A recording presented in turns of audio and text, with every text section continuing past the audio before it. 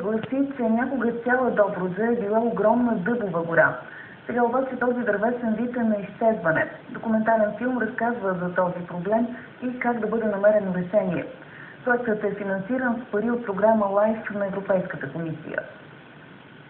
Има теория, която не е научно доказана и гласи, че цяла Добруджа някога в стари времена е била огромна дъбова гора.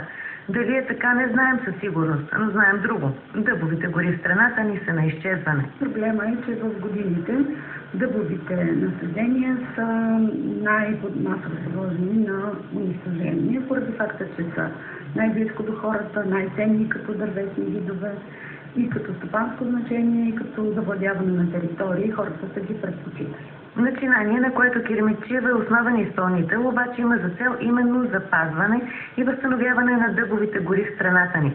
Проектът, финансиран с европейско участие, се осъществява в емблематични и защитени територии – долината на река Батова и в зона Емине и Иракли. Запазването на дъба и възстановяването е много важно вече не толкова чисто финансово и стопански, колкото говорим за промени в климата, коментира се непрекъснато аномалиите.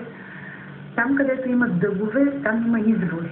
А в един момент водата ще бъде най-ценната за човешкия живот.